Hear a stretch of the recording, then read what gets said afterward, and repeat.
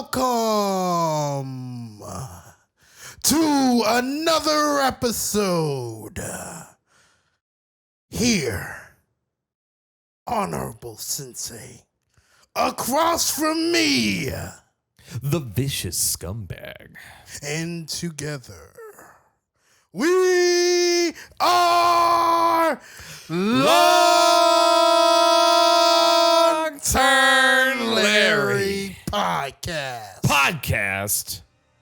Say it twice. Podcast. It's like a Tribe Called Quest. You gotta say the whole thing. Podcast. You're Longturnlarry podcast. okay. Do you like to win? Huh? Of course. You like to win? Some people feel a type of way about winning. I was surprised by this. For those of you listening at home. He was very surprised about people feeling a type of way about winning. So maybe it's not feeling a type of way about winning per se. I mean, maybe. Maybe people feel a type of way about other people feeling a type of way when they lose. Yeah, I think that's a lot that has to do with it. Very salty. Very salty. Maybe you feel like isodium. I didn't get to get everything out of this game that maybe I could have if somebody wasn't such a try-hard. It's CDH. You played a Soul Ring? That's CDH. I don't even play Soul Ring anymore. This message is brought to you in part by Fast Mana. And tutors. And tutors. Oh, man. So. Again, I'm gonna reiterate this. This was surprising to me. I understand. From first, just surface level, I was like, what? No way. But now that I've been like sitting on it, marinating, letting the juices flow, I kind of get it, but I don't know how I feel about it just yet. So let's take it down just a little bit. So we all know that Commander is sort of a casual format, right? Say the least, yeah. So some people only get to play Commander maybe like once a month, once a week, every 2 weeks. Yeah. And maybe they don't want you beating their ass. Yeah. We are very blessed. We have a play group that plays every week, and sometimes more than that, depending on the week. Right. Sometimes we need to see each other's faces, and we want to punch them. We've had that going for years, too. Yeah, this is probably the longest pod that anybody's ever had. Longturnlarry Playgroup? So Commander really sits in a weird spot where it's a casual format, but we also have the most powerful things that you could do in Magic. Yep. It's not very limited. It's not. So, like, where do we sit? Yeah, where does it fall? Right. So, for people who don't know, all the tryhards, they like to play CDH. Yep, the sweats. The sweatiest of boys. So, people like to think that CDH players are tryhard. Yes. But it's like a synonym. When you say try hard, it's CDH as well. Right. Yep. I would like to maybe break this down a little bit. So, if anybody's ever played Smash Bros. What? Smash Bros is a game that, you might actually play with 4 different people. Yep. It's not just going to be a 1v1. Of varying proficiencies in playing the game. And even though we're all trying to have fun play Smash Bros, I want to beat your ass. Yeah, I came here to give you the smoke and the crispiest knees that Captain Falcon can provide. Man. Mm-hmm. Right. So what's the difference between CEDH? Yeah, exactly. I had a standoff. I had a difference of opinion. Honorable showed me, rather made sure I knew that CEDH wasn't necessarily a cookie cutter format, and more necessarily a puzzle, because I like your wording on that when you said it's like a puzzle, because it makes sense, because it's not just I only use these 10 cards. Don't get me wrong, they're definitely popular cards that are always in certain decks. But in general, though, I feel like you made me see EDH. Ooh. You see what I did there? I think you helped me, look at it differently, truly. Right. So in CEDH, you're always going to see like the fast mana and the tutors and the best combos and stacks pieces. If you're curious of any of these cards, look up Power 9. That'll get you started. Don't we have an episode on like? We do. Didn't we touch on this? Yeah, you should probably go back in time. Previous episodes. So if we take the mindset of a CDH player, when they show up to table and they shuffle, they want to win every single game. Yep. Which is sort of like a freedom to have, because in casual, maybe that's not always the case. And because people have different expectations of what the game is to be, people get sort of salty. Yeah. No, I that's what I was saying at the beginning of this. Like, it at first surface level, and I just read, you don't want to win. I was like, what? Right. Like, it's a game. Like, the point of games is to win. And don't get me wrong, the point is, you can argue it, is to have fun, right? It's to pass time, because that's what it really is. But winning and having fun aren't, of course, linked 100%. Like, you can lose and have a great time, but you definitely have a lot of fun when you win. Right. Yeah, y'all need to get salty. Maybe it's me. Maybe okay, I am the vicious scumbag. I can't even act surprised. So let's think about, let's say you don't want to be CDH. Okay. How many of these CDH cards can you play before you're try hard? Yeah, like where's the cutoff, the threshold? How powerful can you make your deck before like people don't want to play with you? Yeah, I guess that's the real question. Yeah. See, my cutoff, just so y'all know, I play combos. I am a avid person who tells you that if your deck can play a keyword unique combo, you probably should. Yeah. I do like the interactions you make. I do. Me and you have incredibly differing play styles and deck building too.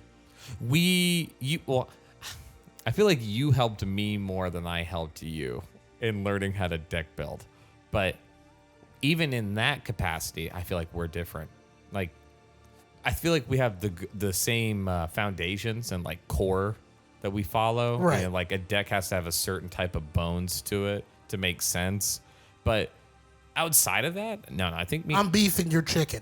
Yeah, like great protein, but like definitely different. And that's why I think your definition of what CDH was helped me think about what I envisioned. Right. So, me personally, I don't play fast mana. What would you say for those listening? Would you consider fast? So, Jeweled Lotus, Okay. Free Rocks, all the super, like, rituals are fine in my book. Dark Red, Pyroclasm. Right. All the mana making, you have to commit. Desperate Ritual, all of those, yeah. Right. There's sort of a commitment to this to the ritual mana because you only get it once. Yeah, it can be stopped pretty easily too. Right. Yeah. And I don't play the most powerful tutors. So you're saying like Imp Seal, Demonic, Vampiric? Right. I like if it's going to be like a broad tutor, I stop at like 3 mana. I get you. I'm never playing a 4 mana tutor. What is that? Diabolic? You're not playing a Diabolic? If I'm playing a Diabolic tutor type of card, it needs to have upside. It can't just get a card. Do you just want to go get a card? Normally when it's 4 or above, and I think you'll agree, it cheats out the card. Not only does it like get it sometimes, it'll cheat it out too. Right. Yeah. So, how many of these cards can you play in your deck before you're CD8? I feel like what makes a 7, right? Like this is like a number that's like used as like the average. Everybody is a 7. Right? Yeah. Like even though it's a 1 to 10 scale, it's somehow 7 was the middle. You know what I mean? But I feel like when you start winning with you built, so we'll just go down the events here. You built, I'm always going to default to this if you're listening for the first time. Hi, I'm a goblin player and I love mono red. So yeah. Okay, so imagine you built a mono red deck, and yeah, in a 1v1 you killed your friend, you're playing standard, you play commander, you're like, nice. You only kill one person and you get mollywopped by a basic Selesnya deck, and you have no clue what to do. So you keep building it, make it better. You're now, you got a Jezka's Will. You got that was your upgrade. I mean, like, don't get me wrong, solid upgrade. Like, look at that thing. Now you're playing it, you're in a commander format. You feel like it was more like a handicap at first, but now you're digging the unique cards. But now you're playing against another guy, and he Pact of Negationed your Jezka's Will. And you're like, oh my goodness, this is ridiculous. So you upgraded it again. What I'm getting at is I feel like the 7 evolves, and then out of nowhere, your play group has like, at least, let's say there's 10 of you, and you don't play all at once, but there's 10 of you in this group. Like, out of nowhere, like 6 or 7 of you are now playing things that are drastically more powerful than that first set of games. Our play group had an arms race. Yes, it did. We were trying to make news, and nobody knew how at first. Yeah, I want to say we all started very like 5 and 6-ish. We had our own pet cards from playing standard, and I'm never taking this card out. Yeah, right. Yeah, even though it's horrible. We weren't specifically like a combo group yet. No, not at all. Most of us still only had like 1 or 2 decks, but we all knew what everybody's 1 or 2 decks did, and yeah, you know what happened? There's no surprises. We turned to a board wipe format. Yes. Well, and you mentioned this before, the behind the scenes. You had talked about we were more of an aggro group. Right. We were very combat heavy. Like, creatures over I'm everything. gonna beat you in the face. It wasn't a lot of value. No, not at all. Nothing. No interactions. I think my oldest rendition of Moldrath deck was the first value deck we ever really had. Yeah, your first, the first engine. And then it wasn't really like value. I was blowing up the board. Yeah. You know what it was? You just didn't suffer from the byproduct of you board wiping. That's all it was. You just didn't die. Like we did, and then you're like, oh, I play Moldrath, and I'm going to go get everything back. And we were like, recursion? Things can come back from the graveyard? No, you die once. You don't die twice. So I don't think there is a set number of powerful cards you can put into your deck, and then Oh, it's Well, CDH. You know why? Because I've seen plenty of people who have terrible jank. And yes. the only thing that brings the terrible jank together are these very powerful cards. I feel that. Here's the scummiest take that I have on this, okay? I've never had this issue, and I know Honorable can attest for this. I've never had this issue. I don't like the idea of, well, I can't do that. It's going to make them upset. Good. The whole point, and this isn't to sound like a bad person, and if you take this the wrong way, then wonderful. But scumbag. But this game allows you and gives you all these tools for war, essentially, is what this is. And we're playing a game of give and takes, ebbs and flows, checks and balances, right? And then it has these beautiful interactions. And you're telling me you took all this time, researched, built it, spent your money, your effort. You had to go get the cards or open the packs, or, it doesn't matter the process, but there is a process.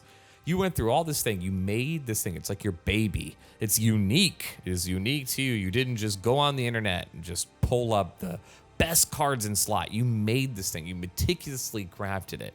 And you mean to tell me, after all of that, think about how much that you should be proud. You got this beautiful monster that you built. Its whole job was to annihilate your friend group that you know how to build to annihilate them. And you mean to tell me you're not going to play it because you're going to hurt their feelings? Like, that's like being like, oh, let's play Call of Duty, but, I won't use my favorite gun because you think it's overpowered. Like, no, it's in the game. Get better. Get to a point to where it's no longer this whole, like, you only won because you're playing this. No. And that's like what you were saying. I can have the best cards that are printed if you put them in a quantifiable list, and that my list only has the best cards in it. If I don't know how to play it, who said it's going to play well? Like, if I don't know how to interact, it's garbage. It doesn't matter if it has this is the best Hydra in the game. Okay, I spent 1 mana on it. I didn't know how to use it. It's not the best Hydra in the game anymore. That's the best counter spell. I played it on my turn. Like, there's so many examples of it being like, you could have played that way better. And it's like, okay, well, that mid-level deck that you're having a blast playing just ate you. I can't tell you guys how many times I've given somebody one of my decks, and my decks yes, are tuned. It is fun to watch. My decks are tuned. And I don't want to say like they're super high power, but every card has a purpose. And then when the engine gets running, it's nuts. Watching people who don't play your decks is hilarious. It gets to a point, and then out of nowhere, they're like, okay, hold on. Wait, what does this card do? Why do I need this? Oh wait, if I play, and then it's like watching, like you said, it's a puzzle, and watching them put your puzzle together is hilarious. Well, you had this Yes. this experience with your blue-green deck, and sometimes you have to realize that even if you get the most powerful cards do not make you a good player. Exactly. The hardware and the things in front of you don't make up for skill. They don't. Right. That's why like Magic isn't purely like a play to win format, because I've taken people's decks that lose all the time and destroy them with my deck because they don't know how to play my deck. But I know exactly which way to play their deck that they don't see the lines in their own decks. You smelled the opening thread. Do you smell what the Rock is cooking? Oh my God, that's John Cena. It is, because I didn't see anything. EDH. Ooh. Bro, high tier. High tier. Top five. Also, let's say you are in a play group and you guys aren't in arm race yet. They aren't in an arm race yet. So they're still in the dark ages. They're still people are still figuring out what they're doing. Maybe there is a part of you that says, I'm not going to play this. Yeah. Like you look at a card and you're like, okay. Or the novelty of a card sort of wears off. I had this happen with a deck. It's my Was it Ninjas? Brothers War. Oh, okay. The reanimating artifact. Well, it doesn't reanimate. You copy. It's copy. You make a copy of a non-creature artifact, and it becomes a creature, and then gets exiled in the end. Like you be turning arcane signets into creatures. And Yeah. And then I just tap them for mana because I'm not swinging at you. I'm an artifact deck. I play by myself, with myself, and only for myself. That's dedication, That's masturbation, dedication. and procrastination. That's every Asian. So there was a card, I can't remember the name of it. I'll put in the Moxfield. Go to the LTL Moxfield. Plug. Essentially, once you have Mishra out and this card, it gives you 2 energy. And then once you make a copy of it, the copy gives you 2 energy, and the original sees that artifact come into play and gives you 2 energy. You need 8 energy to take an extra turn. So if you have Urza, this card, go to combat, make a copy of it, and play any other artifact. Wayfarer's Bauble. Shout out to one of the goats. Mitch, I know you're listening. I hope. You can start taking extra turns, right? So what ended up happening the first time I played it, it felt great. Infinite. That's infinite turns. Yeah, you just take, as long as you can have another artifact enter the battlefield, not that hard. You could just take infinite turns. The whole reason why I built the deck is because I have a pet card called Time Sieve that takes another turn, but you have to sacrifice 5 artifacts. Yep. It's This softer. one sort of does that way easier. And the first time that I did it, it felt cool. And then as I kept on playing the deck, when the card would show up, I went and cast it. I feel the exact same way with Calamax. I had a dinosaur deck that allowed me, if you guys don't know, Calamax lets you copy the first spell if he's tapped. And it's as simple as you go to swing. He's now tapped. In response to that, you cast an instant. Calamax sees it and he's tapped. You cast any spell that says copy target spell. And then Calamax copies it and you target the original. And then you rinse and repeat. And then Calamax is infinitely large. And then you fling him towards the 3 other players. And you don't have to sacrifice when you copy fling because it's an additional cost to cast. And then the damage still gets applied because you're copying the original spell. And everybody takes unlimited infinite damage. I did it one time. And then I was like, wow, 4 turns in and I can guaranteed win the game with counter magic in hand. And then I did it the next time and it pretty much just turned into turn 4. In the next game. Yep. In the next game. Turn 4, game over. And the next game. Turn 4, game over. And the next game. So we were knocking the argument of, oh, you don't want to win every time, bro. That's what I'm saying. But we all remember a time where winning wasn't the core experience that we wanted to have. True. Yeah, me playing Magic with you was just more important than technically me beating you. I agree. It was. So there's got to be a balance Middle between ground. your casual brain and your competitive brain. It's a bit left There and are right two side. wolves. One is a beta. Don't feed the beta. He's a cuck. He's a cuck. Yeah, no, I think that is correct. I think you can't be the extremes. I think when you lean too hard into the other, you don't like the opposing. But there is a solution. Eat the government.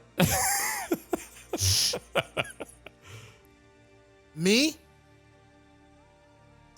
every game that I shuffle up some cards, I am dedicated to winning that game. I feel that. I can see that in your play style. I can.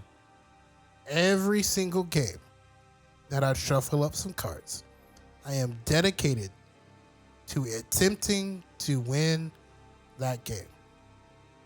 Does it always happen? No. Does other things get in the way? Absolutely. Sometimes you have rat beef with another player. I know, that's not sometimes. You need it. Sometimes you're going to do something fun and somebody does something unfun and you had to get them back in blood. Get it back in blood. You do. You must. You have a reputation to withhold. You're not just a Magic player anymore. You're a Longturnlarry. If you listen to us and play the game, you are a Longturnlarry. You are Larry. Yes, you are. Which means that there are standards that you must uphold that we, as your senseis, I have to instill them upon you. Yeah, get backs are a must. That you can't let the ox slide on you and not slap them in the face. It's not scummy, it's a principle. It is. This is the best way I look at it. And well, actually, I before I go into this, I'm curious. What do you think is my mindset now Chaos. with playing? You think it's chaos? It is unmitigated. I don't care if I win. 100%. I need to blow up at least 2 people before I die. Yes. This is why I wanted to preface that before diving in here. I love one thing and one thing only, and that is the shit talk, the table negotiations, I love the I don't want to. I'm so mad at you. I can't even speak. We need to get Scumbag off the table immediately. Yes. Once that is said, the neck hairs on the back of his neck frill and he becomes a beast and he revels in the destruction of other people dying. T-minus 3, 2, 1. Yeah, exactly. I used to be, if I didn't win, I was angry. Now, I love testing out if you can withhold my shenanigans. If you can withstand the nonsense I toss, and I have fun doing it, I don't care if I die. I do not care. My goal is to make the games either incredibly short or take hours. I love the idea of one or the other. See, my favorite thing to do is to kill me. steal games. You do. You steal them a lot.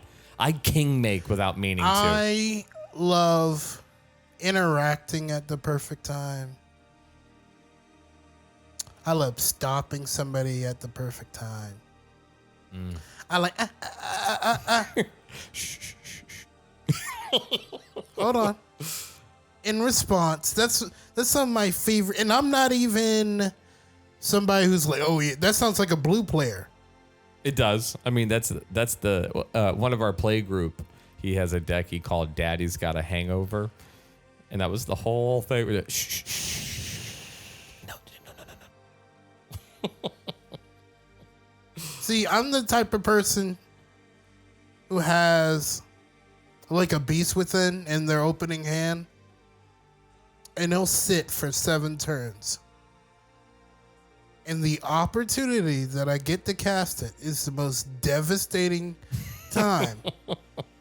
Like, you was really, I've been sitting on this since the beginning of the game. I knew it was coming. Yeah. I knew it was coming. And then once I stop you, Yep. then I proceed to win the game in fashion. You're normally pretty consistent.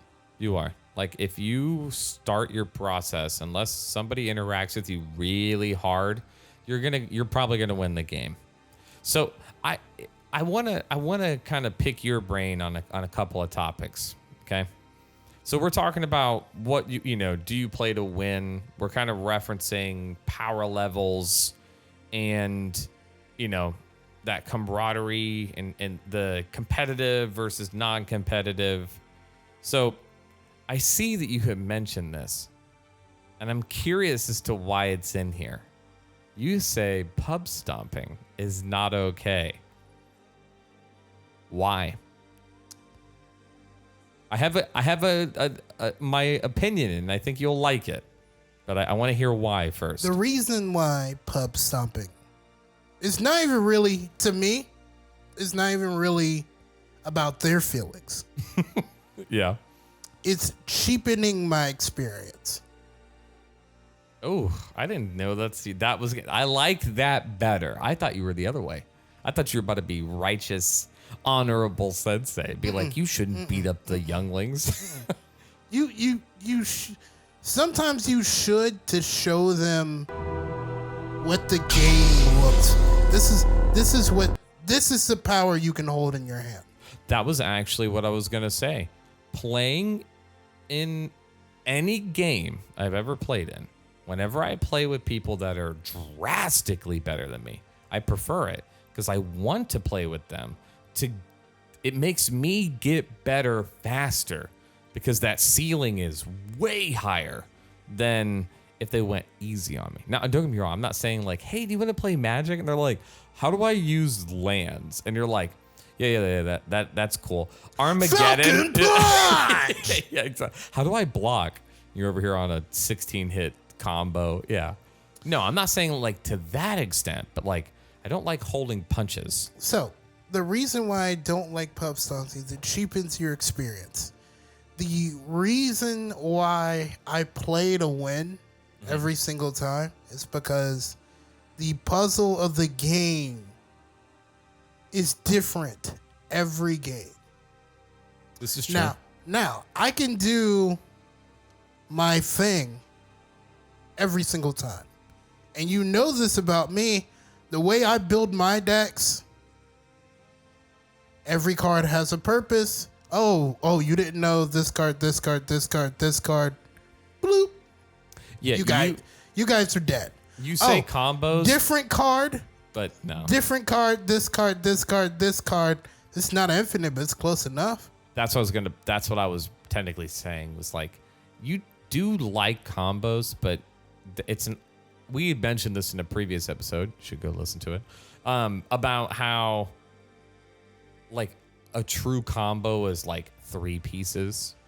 And like one of those pieces is your commander. You know what I mean? And it's like, for me, that's why, like, you'll never see me run like cookie cutter. Explain your combo. Because when you say combo, I think they're thinking like I play Kiki Jiki and Winter Sun Twin and win the game type combo.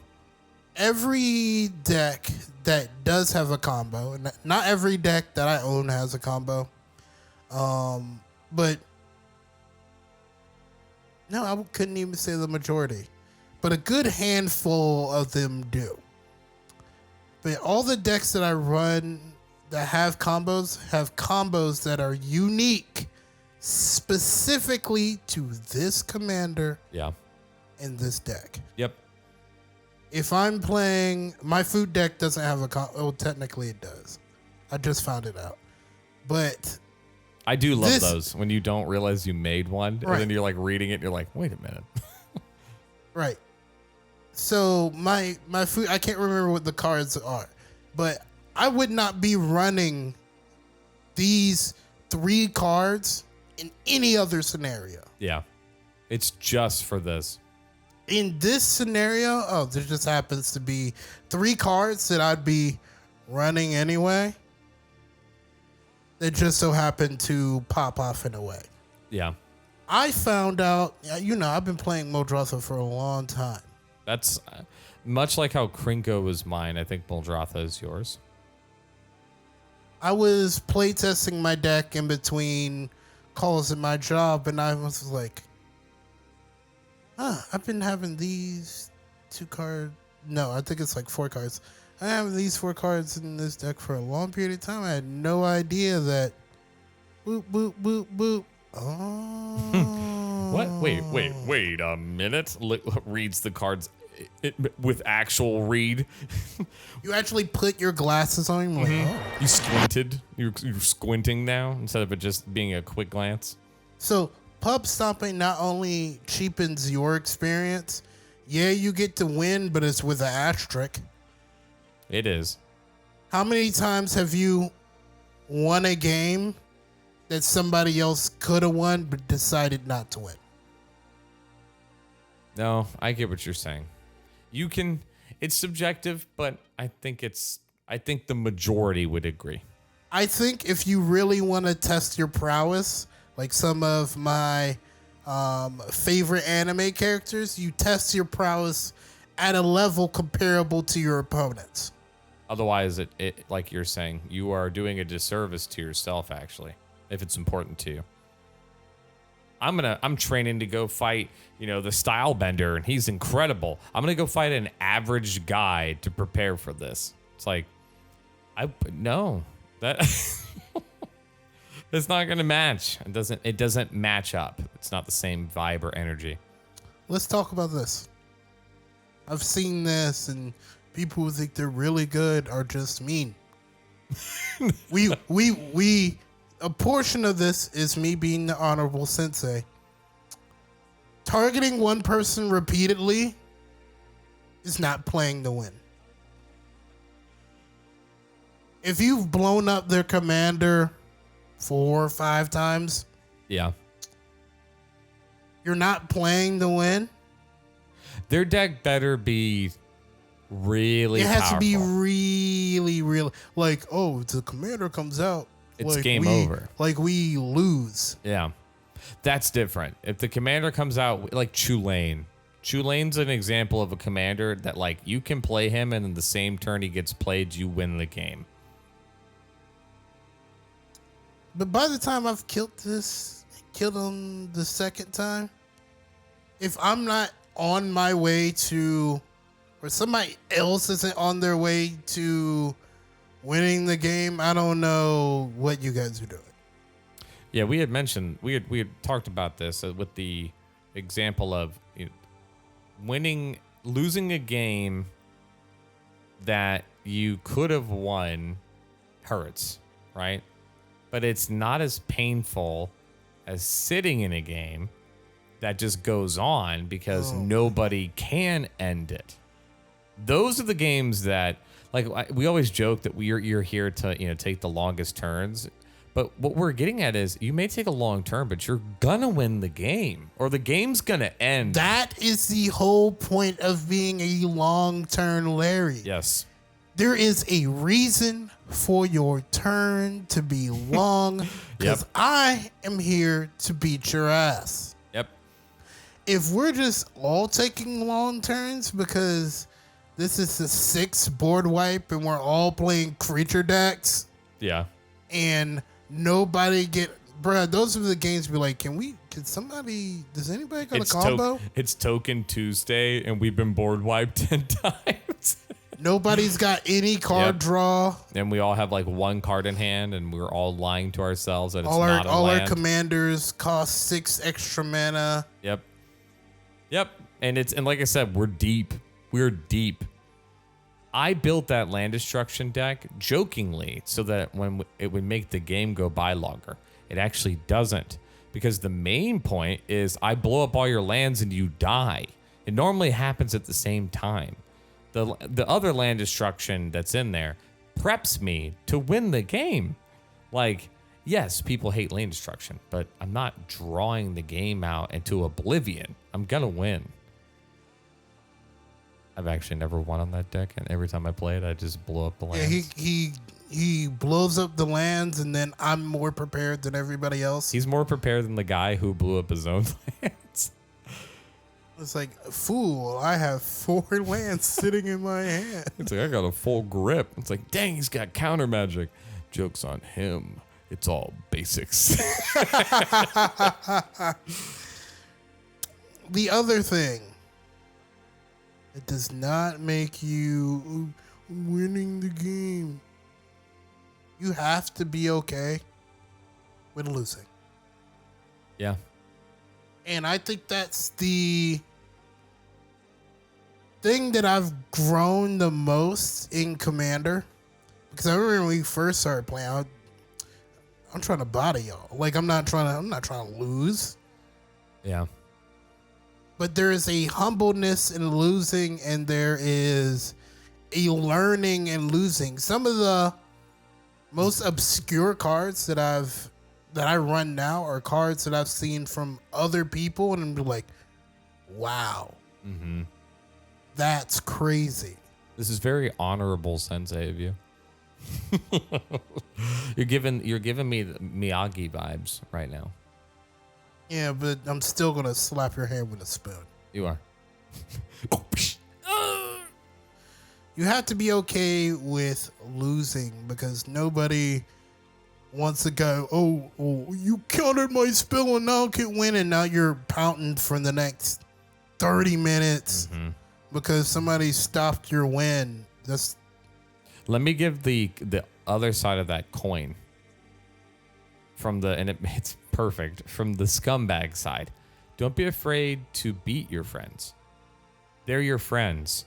And even if they're not people who you truly know, be okay with beating them, because at the end of the day, they came to play the game, and the byproduct of playing the game is some of you are going to lose.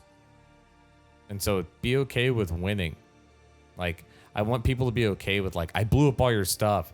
If you needed to do that to win, that's why you did it.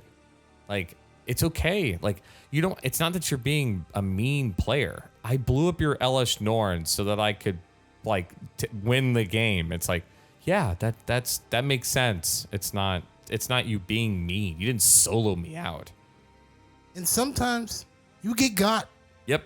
Oh man, 100%. You had the perfect hand and nothing went right.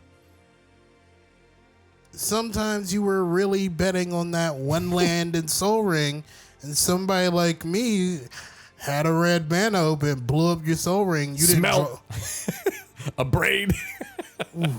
Ooh, love it. Love it. Get away. Get off my field. Your fast mana isn't welcome here. Sometimes you get got, and you have to be okay with, hey, this game, non-game for me. Yep. And there is no way in configuring a perfect FOD that's never going to happen. Yeah. There are always going to be games that you're just sort of out of. Yeah, you're not first or second. You are fourth or fifth. I find it fine when I get murdered first. I'm like, yeah, you should have. You know what I do. I encourage people. I used to get mad. I did. I used to get mad. I used to rage. I'd be over there I don't want to play Magic. You guys just focus me.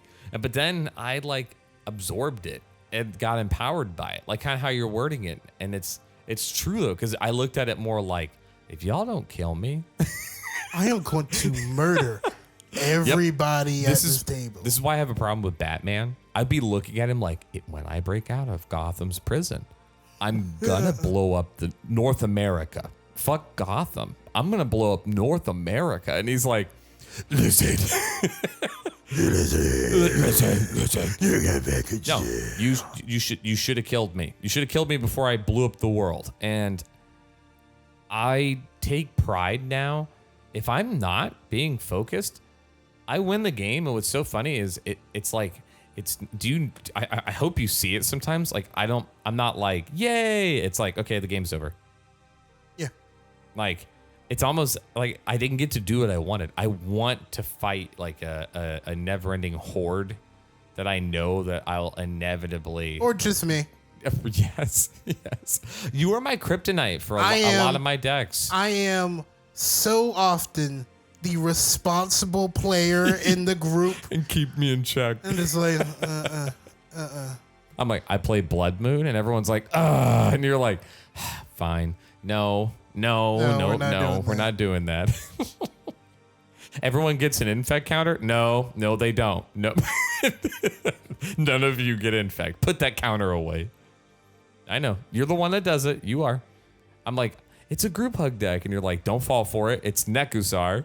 It's all a lie. He's about to play him. Lies. Sometimes, if you feel like you're a little too strong, no issue powering it down. Yeah. It's like a haircut. You can always take off more. And then Like, put it to the side, like a sideboard. You know it. You know what you took out. And sometimes you're not even powering down. It's like a switch up. In Mold, I used to run every Praetor that I could run in that deck. It was Moldrotha and the Praetors. It sounds like a band from... It does sound like a band. And the Praetors. But, you know, other decks needed those cards so they could rip people apart. That's the real reason they got taken out. But I was like, yeah, I'm sort of powering it down. And then I was like, I'm just going to play more hate cards. Yeah. You know what this makes me think of? And I challenge our listeners to this. And I stand by this. This might be our first challenge. You have been challenged. You have been challenged. Awakened champion. Here's my challenge to you guys. If you are feeling what we just talked about, and I know that you agree with me on this, some of the most fun I had was building a jank deck with the leftover cards that I had that I know are bad and still winning with it. That was one of the greatest feelings ever. I knew I played against decks that were built. They had lists. I went and grabbed, it was like Pauper versus CEDH. That's what it felt like. I challenge you at like listening. I challenge you to do that. If you feel like you're overpowered, purposefully build a bad deck. Build a bad tribe. I built. Yeah, exactly. It's like the assassins, rogues, and what's the other? Mercenaries. I think mercenaries. I think it's mercs. I run an ass ton of removal. Yes, you do. And that deck is bad, but me being me, I'm not gonna let my deck just be terrible. Yeah. Oh, so winning against better decks with that deck was the most fun that I ever had. I can't say ever. It's the most fun that I had in a very long time, because people sometimes aren't expecting you to do something when you actually do something powerful. You know what that deck is for me? I bet you know. I'm curious if it'll be your first guess. It's a recent one. It's not spiders. So much is bad. Yeah. It's fun, but it's not good. Pingers. The Pinger deck. Oh, no, that deck's not bad. What the hell are you talking about? No. Remember, it's original construction. Before I actually tuned it, that deck was under $25. Oh, yeah, that's right. That's including terrifying. like everything, like every card. Like not like I owned this and I owned like no. That was a $25 commander deck and it slaughtered. It played really well. And then don't get me wrong, yeah, the upgrades I put in it, yeah, it's a monster now, but originally that was a budget. I in theory, if I would have like tried, I could have probably lowered it to like under 10. I probably could have. You know something that I find myself doing all the time? You've seen this because I have namesake cards and they just tend to move around. Yeah, they do. Just take a couple of your cards that you love the most and just move it to a different deck and find a new include. Yep. Force yourself to remove the pet or OP combo. That's a very easy way to neuter a deck and make it to where you have to try way harder. Your deck still fundamentally is the same deck. Unchanged. But now you don't have that piece that you know, there's always that card that wins the game more often than any of the other cards. Yeah, there's definite cards for like as soon as you see it, you're like, I'm gonna win. GG, it's over. It's over. I drew Yugi.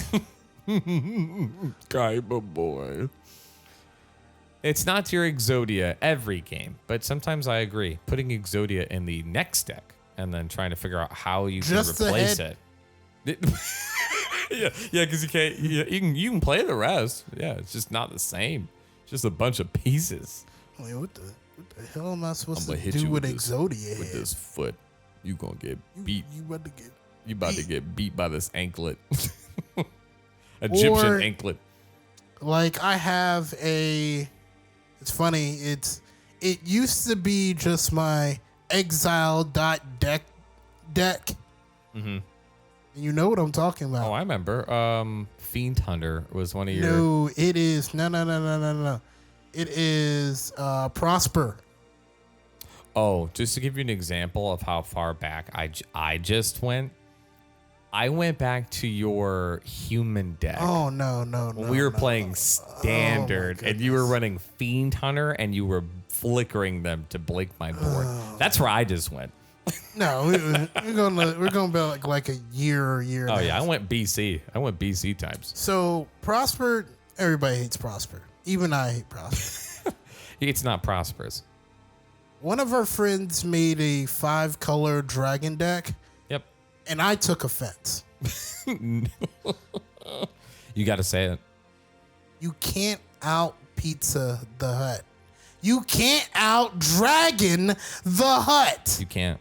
You can't. It's impossible. So I turned my Prosper Exile deck, quote unquote, into a Dragon deck just to troll him. Yes. If he ever had dragons on the field, no. And it's a good 5-color dragon deck too. It's a pretty good deck that he has no idea how to play. He's getting there. He is totally getting there. You know he is. Because he did pet like 5 dragons that he only ever gets. Yeah, he used to get, I mean, like, hold on. Let me show you the 5 dragons I would get. And it was better than his 5. But he did have him in there. Of course he had them. I'll build his deck. I know. A lot of people helped with the construction of this monstrosity. That was a group project. It was. They're It was just community like, work. We know how expensive it is to build a dragon deck. Here's a dragon. He was Joey. For just 50 cents a day, you can buy a dragon whelp. Hey, it is a good deck, but it was so funny. You did change your deck to be like, no one out dragons the Hut. No one. And then on my this will be my ending point. We had mentioned it briefly, but play styles. I don't think we went super in depth on it. The play style of your deck. Do not do your deck the disservice of not playing it like how it is supposed to be played. An example of that is I love Voltron. I know I talk about gobos and I love the gobrins, but Voltron is probably like my secret passion, like without question. I have built more Voltron. I'll be building decks thinking I'm building something that's got these neat interaction, and then I take a step back and somehow it's Zergo the Helm Smasher 2.0, and it's just it's Rafik. This is an infect deck. That's a weird Zergo. And so it's like, you don't build a Voltron deck and then not go after people. That's not how it's designed to be played. It just, I play them and I'm like, your soul, it's mine. And that person dies. And then, yeah, I might die. But the point was, it's like a duel. It's like a shotgun. You get one chance. Do not miss your chance to this opportunity. You know what I'm saying? Like, for those of you at home that cringe, just know, it's on purpose. It's never not. But don't play your infect deck and be like, all right, I won't be mean. Like, no, it's an infect deck. Your job is to count to 10. And if you're not counting to 10, quit. Quit playing it. Play something else. Don't play a goblin deck and then take it apart, build another deck. Yep, agreed. Like 100%. You're playing a goblin deck. Yeah, but even though I played a goblin with haste, turn 1, I'm not going to swing. Never waste the haste. Never waste the haste. Oh my. Yo, put that on a t-shirt, bro. Never waste the haste. We're going to have merch at some point. No, bro, put that on a coffee cup. Never waste the haste, dog. Yeah, exactly. I got the shakes just thinking about it. Bars. Honorable, give him your closing thoughts. Closing thoughts. I just don't want to win. You should. I think you will have more fun trying to win if your opponents are trying to win. Preach. Because then the puzzle of Commander, you're respecting the game.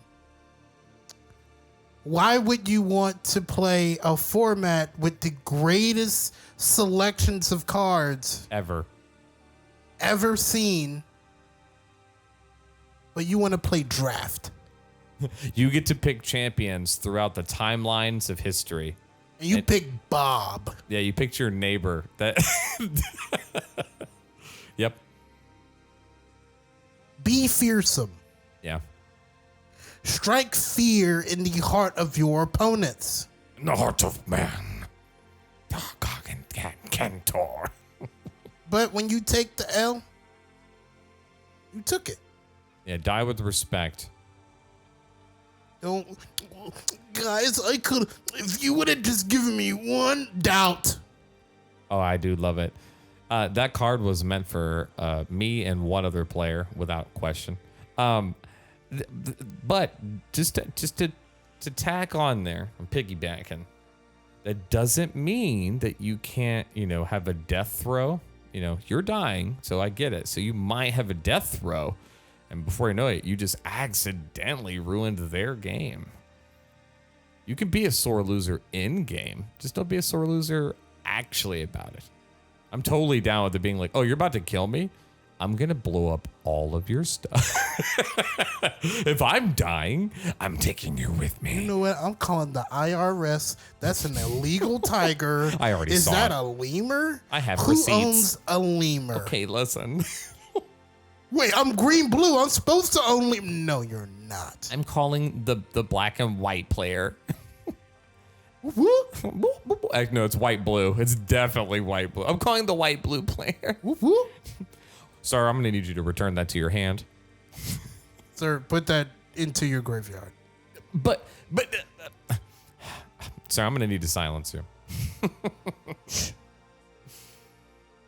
And with that, I hope you have more introspective about winning the game and possibly taking longer turns. I am your honorable sensei. And I am the vicious scumbag. And together, this is the Longturnlarry podcast. Bitches.